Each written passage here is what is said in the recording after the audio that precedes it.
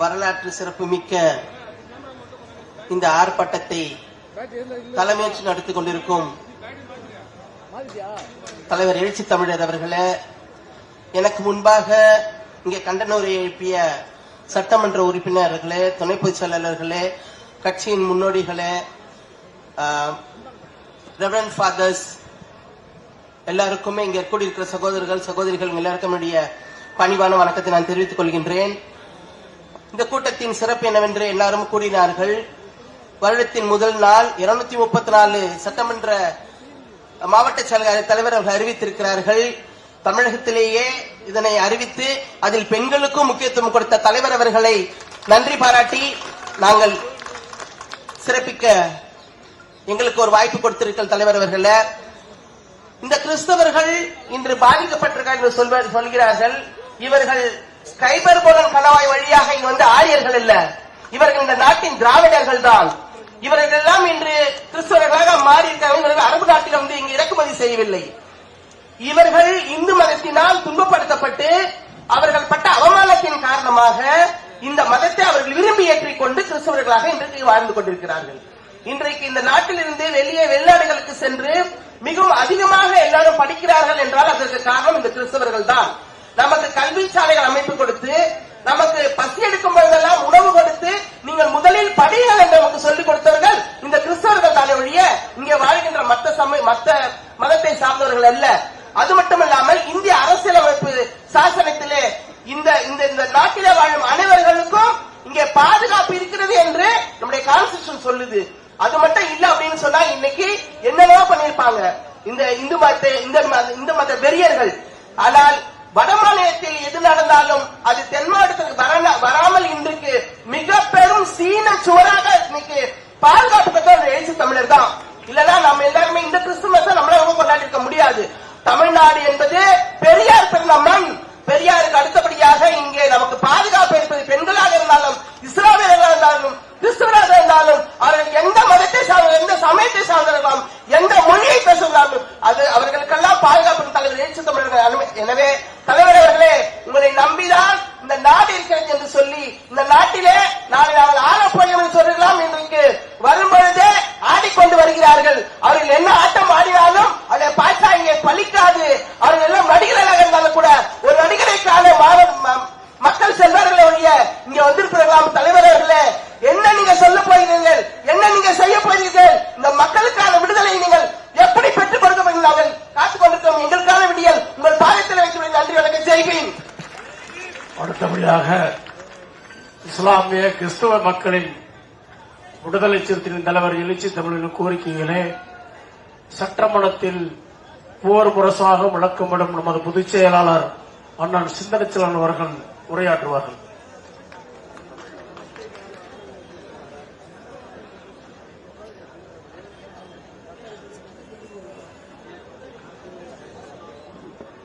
தமிழகத்தின் தலைநகரத்தில்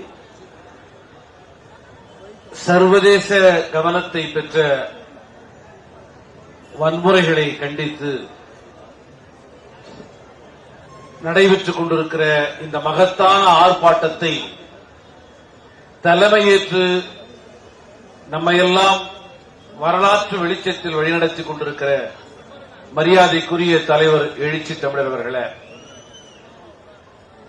இந்த மாபெரும் ஆர்ப்பாட்டம் நடைபெற்றுக் கொண்டிருக்கிற இந்த களத்தின் மாவட்ட செயலாளர் மரியாதைக்குரிய சகோதரர் மைய மாவட்ட செயலாளர் ஜேக்கப் அவர்களே, அவர் உடனிருந்து பாடாற்றிக் கொண்டிருக்கிற அன்பு இளவல் ரியல் ரஜினி உள்ளிட்ட மாவட்ட நிர்வாகத்தை சார்ந்த உறவுகளே, எனக்கு முன்னதாக இந்த அரங்கத்திலே தனது கண்டன உரையை கம்பீரமாக பதிவு செய்து விடைபெற்று சென்றிருக்கிற மரியாதைக்குரிய தோழர் எஸ் பாலாஜி அவர்களே, அருமை தோழர் ஷானவாஸ் அவர்களே, மரியாதைக்குரிய தோழர் வன்னியரசு அவர்களே, பாவல் அவர்களே, வரவேற்புரை ஆற்றியிருக்கிற அன்பு இளவல் வல்லரசு அவர்களே, மரியாதைக்குரிய அருமை தோழர் பாவரசு அவர்களே, எனக்கு முன்னாலே உரையாற்றி விடைபெற்று சென்றிருக்கிற நம்முடைய மரியாதைக்குரிய திருச்சபை சார்ந்த ஊழியர் பெருமக்களே,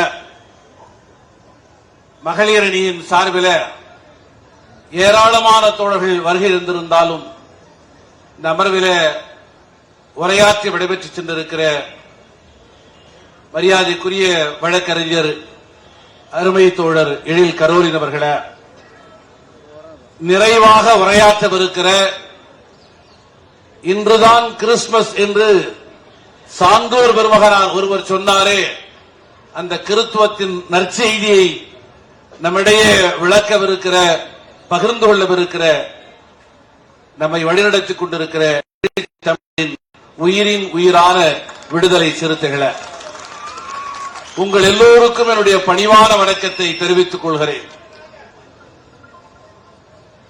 மதமாற்றத்தை தடை செய்கிறோம் என்கிற பெயரில் இந்தியாவின் மதம் இந்து மதம்தான், அந்நிய மதத்திற்கு இங்கே என்ன வேலை என்கிற மதவெறி உணர்வோடு மதவாத பாசிச தேசியத்தை கட்டமைக்கிற சனாதன சக்திகள் தொடர்ச்சியாக இஸ்லாமியர்களுக்கு எதிராகவும் கிறிஸ்துவர்களுக்கு எதிராகவும் வன்முறை வெறியாட்டங்களை நடத்தி வருகிறார்கள். கடந்த 2025ஆம் ஆண்டு டிசம்பர் 25 கிறிஸ்துமஸ் நாளை குறிவைத்து இந்தியா முழுவதிலும் அசாமில் தொடங்கி ஒரிசா, ராஜஸ்தான், உத்தரப்பிரதேசம், கேரளா, கர்நாடகா வரை ஆங்கொன்றும் இங்கொன்றுமாக இந்த வன்முறை வெறியாட்டங்களை அரங்கேற்றி இருக்கிறார்கள். அதிலே ஒரிசாவிலே ஒரு பெரிய மால் ஒன்றிலே புகுந்து நடத்திய அந்த வன்முறை வெறியாட்டம் ஒரு சர்வதேச செய்தியாக மாறி இருக்கிறது. இத்தகைய வன்முறை வெறியாட்டங்களை கண்டித்து ஒரு வலுவான குரல் ஏதும் எழும்பவில்லை. எனக்கு முன்னாலே உரையாற்றிய அருமை தோழர்கள் சொன்னதைப் போல வரலாற்றில் சில நேரங்களில் மௌனம் உறைந்து போன தருணம் வரும். திருப்பரங்குன்றத்திலே நீதிபதியே கேட்டார், இஸ்லாமியர்கள் ஒன்றும் எதிர்த்து குரல் கொடுக்கவில்லையே என்று சொன்னார். உண்மையின் குரல், நீதியின் குரல், ஒடுக்கப்பட்டவர்களின் குரல் வெளிப்பட முடியாத ஒரு மௌனம் உருவாகிற அந்த சூழ்நிலையில் அந்த மௌனத்தை உடைய செய்து நீதிக்கான குரலை வெளியே கொண்டு வருகிறவர் தான் உண்மையான தலைவராக இருக்க முடியும்.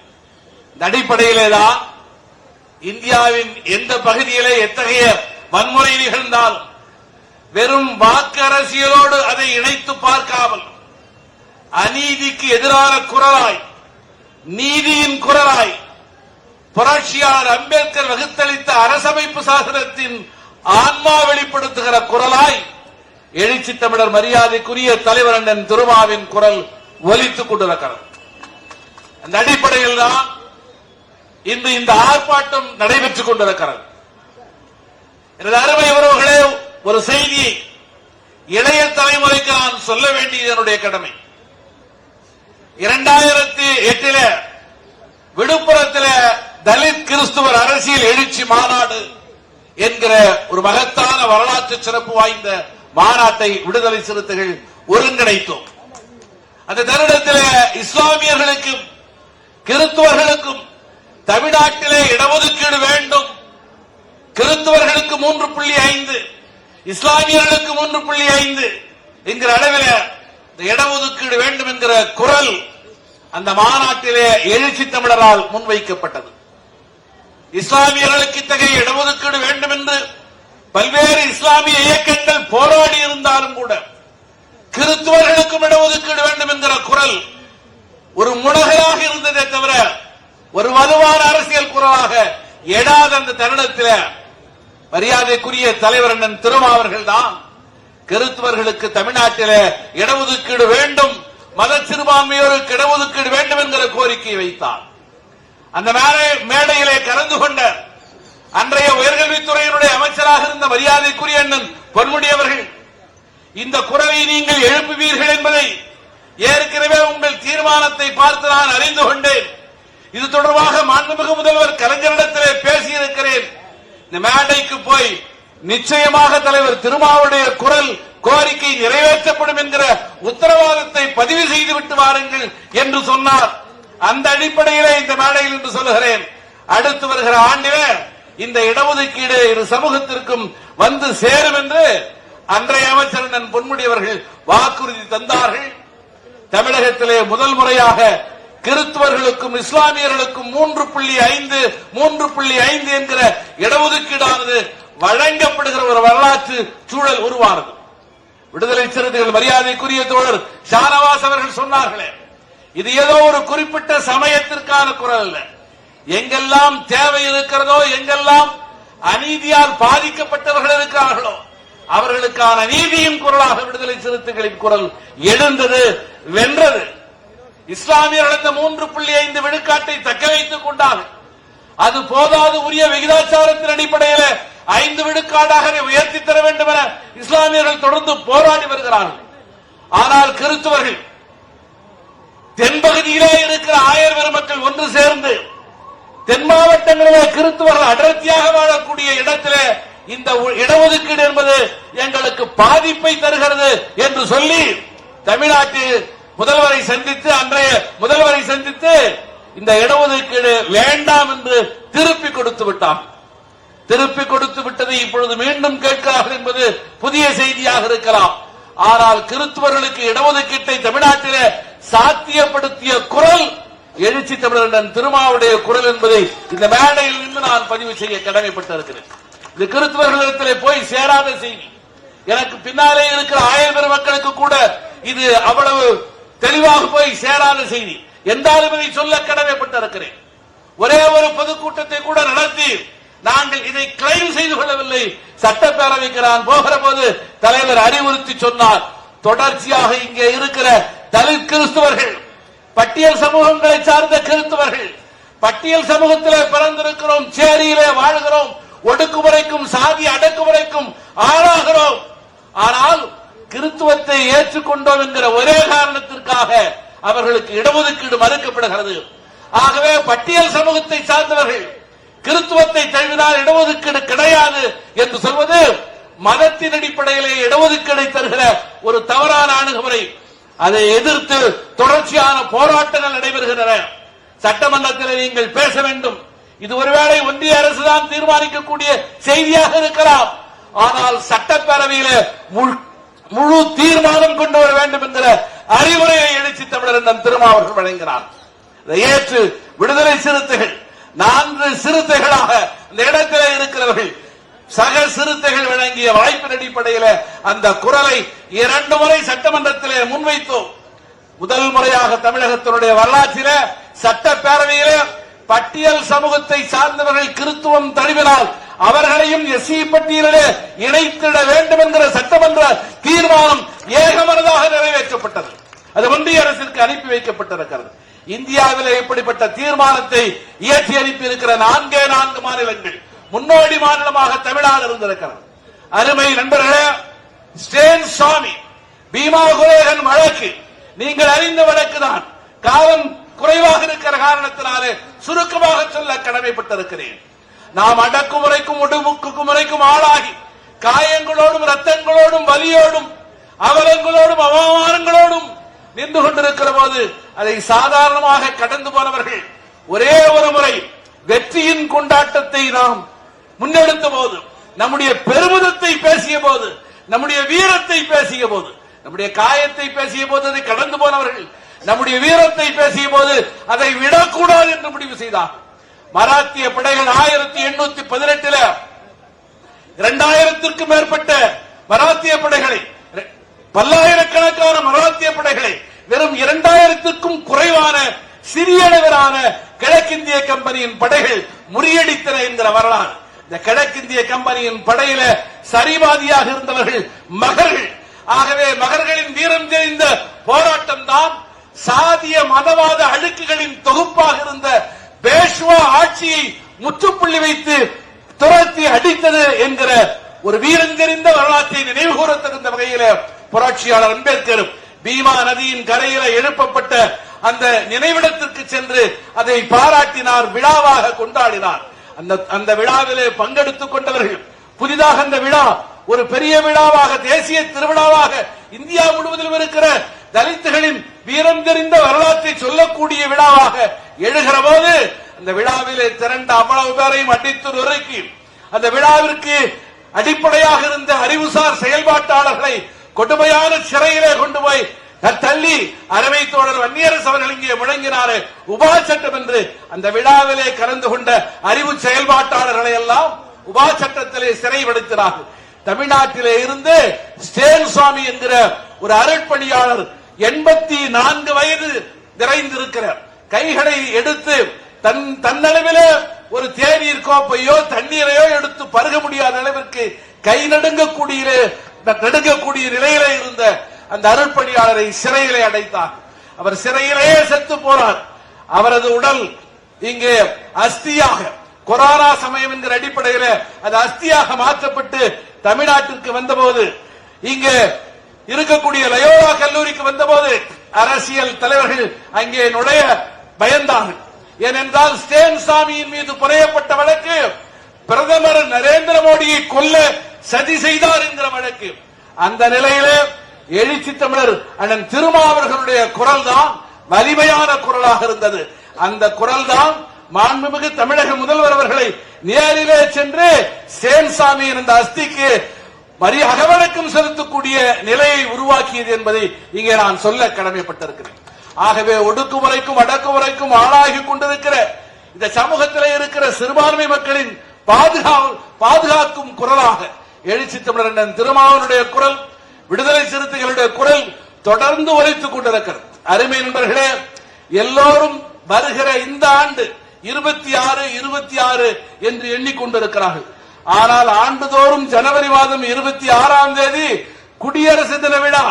நாங்கள் நினைப்பதெல்லாம் புரட்சியாளர் அம்பேத்கரின் தினமாக, புரட்சியாளர் அம்பேத்கர் வரைவு செய்த அரசியல் சாசனம் அரங்கேறிய நாளாக இருக்கக்கூடிய அந்த குடியரசு நாள், அந்த குடியரசு நாளின் மைய விழாவாக, மைய கருவாக, மைய ஸ்பிரிட்டாக, மைய ஆன்மாவாக இருக்கக்கூடிய சமத்துவம், பன்மைத்தன்மை, இந்த பன்மைத்தன்மையை பாதுகாக்க வேண்டும் என்பதற்கான போராட்டம், இஸ்லாமியர்களுக்கான போராட்டம் என்பதை விட, கிறிஸ்துவர்களுக்கான போராட்டம் என்பதை விட, மத சிறுபான்மையோருக்கான போராட்டம் என்பதை விட, அரசமைப்பு சாசனத்தின் ஆன்மாவாக இருக்கிற பன்மைத்தன்மையை பாதுகாக்க வேண்டும் என்கிற அடிப்படையில் விடுதலை சிறுத்தைகள் தொடர்ச்சியாக நடத்திக் கொண்டிருக்கிற போராட்டத்தின் ஒரு முறைத்தான், ஒரு பங்குதான் இன்று சைதை மண்ணிலே அரங்கேறிக் கொண்டிருக்கிற போராட்டம் என்பதை நான் சொல்ல கடமைப்பட்டிருக்கிறேன்.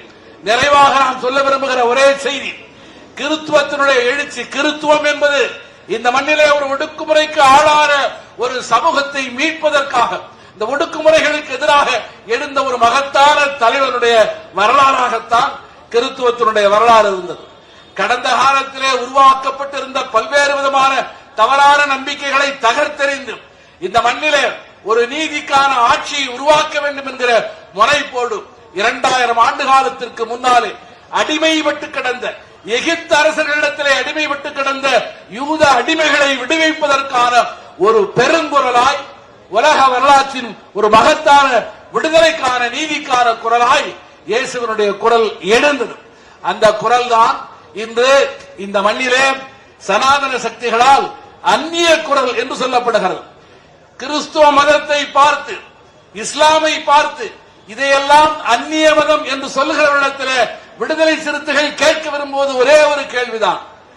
கடவுள் உலகத்தை படைத்தார் என்று சொன்னால் உலகத்தின் எந்த மூலையிலிருந்து உருவான மதமும் கடவுள் படைத்த மதம் தானே, அதை எப்படி அந்நிய மதம் என்று சொல்ல முடியும்? அப்படியானால் உங்கள் கடவுள் உலகத்தை படைக்கவில்லை என்பதை நீங்களே ஏற்றுக்கொள்கிறீர்கள், அப்படித்தானே? உங்களுடைய கடவுள் வெறும் இந்தியாவுக்கு மட்டுமான கடவுளா? அவர் அமெரிக்காவை அவர் படைக்கவில்லையா? அவர் பிரிட்டனை அவர் படைக்கவில்லையா? ஆஸ்திரேலியாவை படைக்கவில்லையா? கடவுள் உலகத்தை படைத்தார் என்று சொன்னால் உலகத்தின் எந்த மூலையிலிருந்து எழுகிற ஒரு வாழ்க்கை நெறியும் கடவுளுக்கான வாழ்க்கை நெறியாகத்தான் இருக்க முடியும்.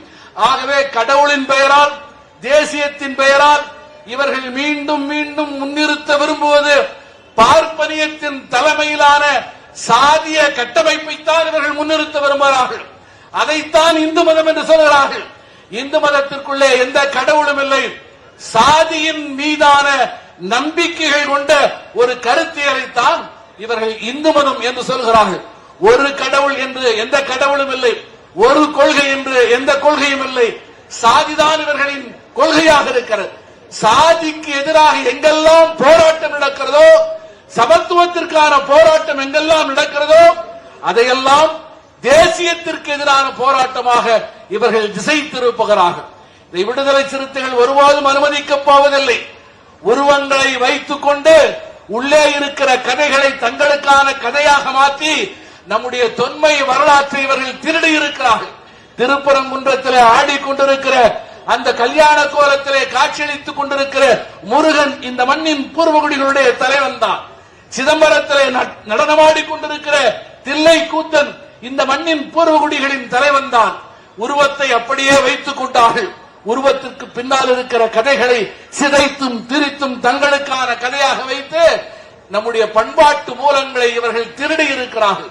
இந்த பண்பாட்டு மூலங்களை திருடி இருக்கிற சனாதன கூட்டத்திற்கு எதிராக கிளர்ந்திருக்கிற விடுதலை சிறுத்தைகள் தொடர்ச்சியாக இந்த போராட்டத்தை முன்னெடுப்போம். தமிழக வரலாற்றில் ஒரு புதிய வெளிச்சத்தை கொண்டு வருவோம். சனாதன சக்திகள் தமிழ்நாட்டிற்குள்ளே நுழைய முடியாது. இன்று இரண்டு தலைவர்களின் குரல் தமிழ்நாட்டிலே ஒலித்துக் கொண்டிருக்கிறது. ஒன்று வட இந்தியாவிலே இருந்து தில்லியிலே இருந்து வருகை தந்திருக்கிற அமித்ஷா 2026 எங்களுக்கான ஆண்டு என்று சொல்லிக் கொண்டிருக்கிறார். இன்னொரு குரல் 2026 விடுதலை சிறுத்தைகளின் ஆண்டு என்று ஒலிக்கிற எழுச்சி தமிழரின் குரல். இந்த இரண்டு சக்திகளுக்கும் இடையிலான போராட்டம் என்பது இரண்டு கருத்தியலுக்கும் இடையிலான போராட்டம். ஒரு கருத்தியல் மனு தர்மத்தின் அடிப்படையிலே சாதிய சனாதன பார்ப்பனியத்தின் கருத்தியலாக இருக்கிறது.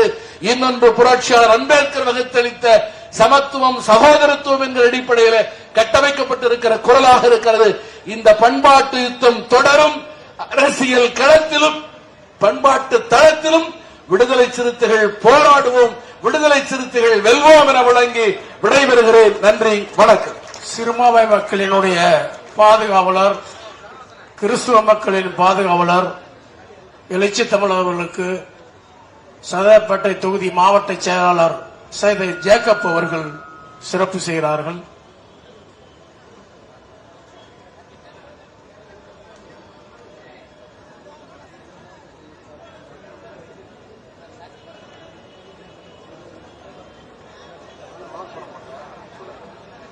அருமை தோழர்களே, இப்போது நமது தலைவர் எழுச்சி தமிழருடைய வழிகாட்டுதல்படி கண்டன முழக்கம் எழுப்ப இருக்கின்றோம். எதிரே அமர்ந்திருக்கக்கூடியவர்கள் எழுந்து நிற்க வேண்டாம் என்று அப்படியே அமருமாறு தலைவர் அவர்கள் கேட்டுக் கொண்டிருக்கின்றார். விடுக்கின்ற முழக்கத்தை மட்டும் நீங்கள் திருப்பி எழுப்புமாறு கேட்டுக் கொள்ளப்படுகிறது.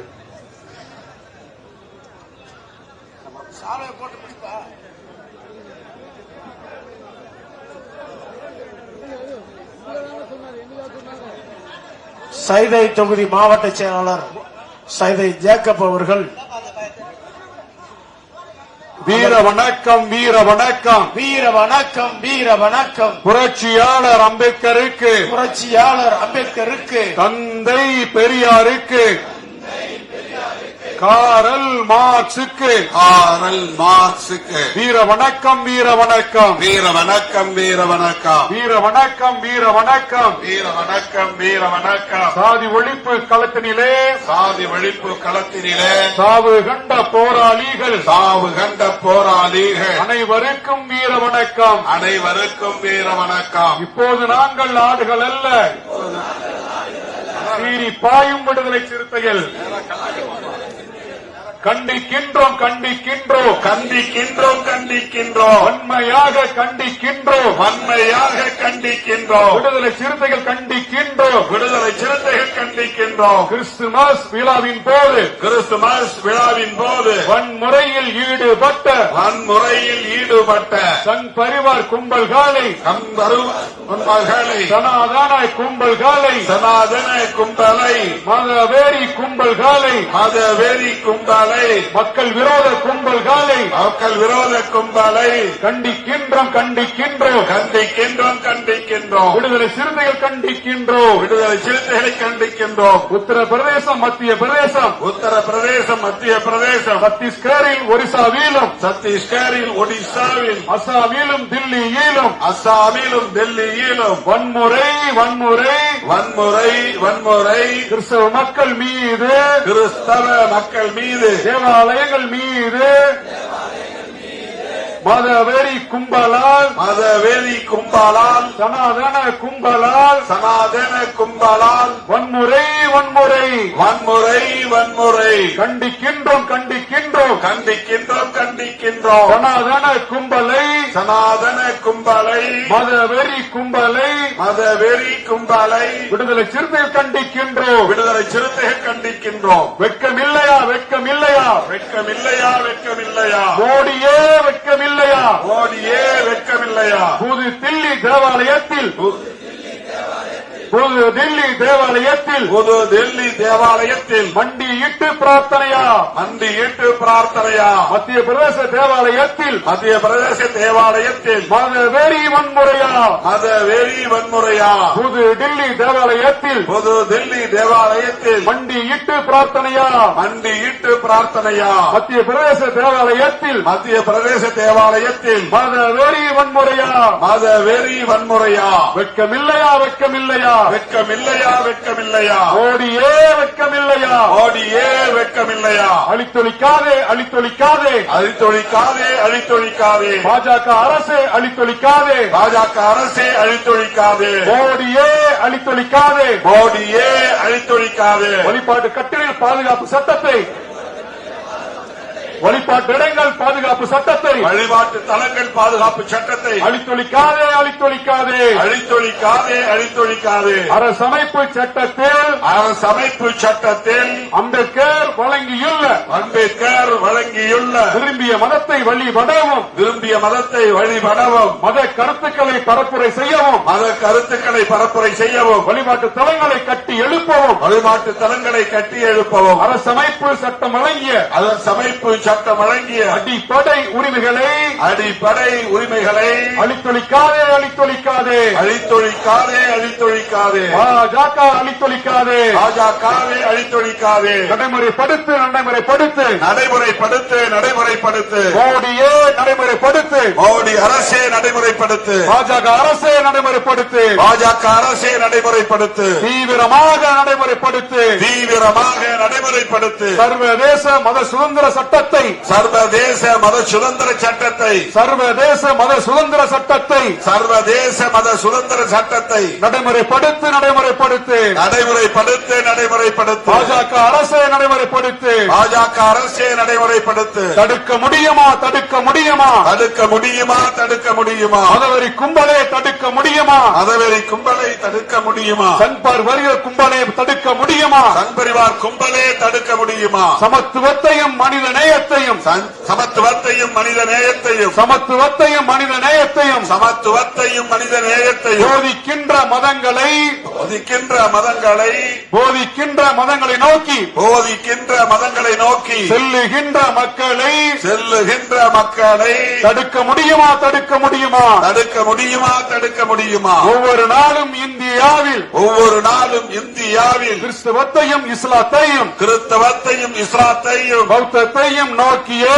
பௌத்தத்தையும் நோக்கியே ஆயிரக்கணக்கில் ஆயிரக்கணக்கில் ஆயிரக்கணக்கில் ஆயிரக்கணக்கில் மதம் மாறும் மக்களை மதம் மாறும் மக்களை தடுக்க முடியுமா தடுக்க முடியுமா தடுக்க முடியுமா தடுக்க முடியுமா வாழ முடியுமா வாழ முடியுமா வாழ முடியுமா வாழ முடியுமா சங்க பரிவார் கும்பலே சங்க பரிவார் கும்பலே சனாதன கும்பலே சனாதன கும்பலே கிறிஸ்தவம் வழங்கியுள்ள கிறிஸ்தவம் வழங்கியுள்ள அறிவியலை விட்டு விட்டு அறிவியலை விட்டு விட்டு விஞ்ஞானத்தை விட்டு விட்டு விஞ்ஞானத்தை விட்டு விட்டு மருத்துவத்தை விட்டு விட்டு மருத்துவத்தை விட்டு விட்டு வாழ முடியுமா வாழ முடியுமா வாழ முடியுமா வாழ முடியுமா மோடியே அமித்ஷாவே மோடியே அமித்ஷாவே RSS கும்பலே RSS கும்பலே கிறிஸ்தவம் வழங்கியுள்ள கிறிஸ்தவம் வழங்கியுள்ள மருத்துவம் வேண்டாமா மருத்துவம் வேண்டாமா போதுமா? மாட்டு மூத்திரம் போதுமா?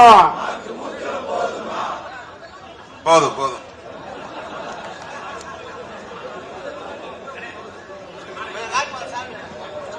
சைதை ஜேக்கப் அவர்கள் எழுச்சி தமிழர் அவர்களுக்கு சால்வை அணிவித்து சிறப்பு செய்தார்கள். அடுத்தபடியாக இஸ்லாமிய மக்களின் பாதுகாவலர், கிறிஸ்துவ மக்களின் விடுதலை குரல், அரசியலமைப்பு சட்டத்தின் பாதுகாப்பு தலைவர் எழுச்சி தமிழர் அவர்கள் இப்பொழுது உரையாற்ற இருக்கிறார்கள்.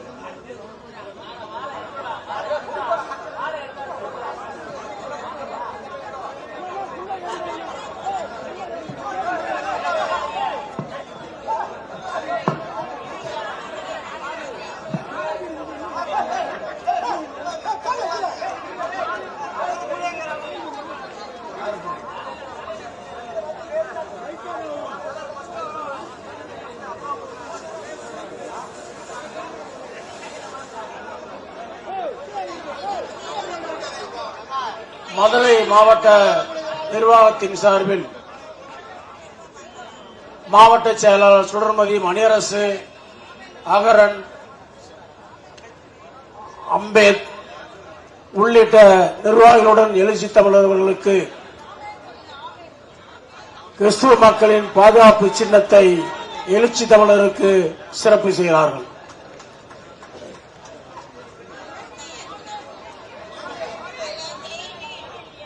மேடையில் அப்படியே எல்லாரும் இறங்கிருங்க, தயவுசெய்து இறங்குங்க.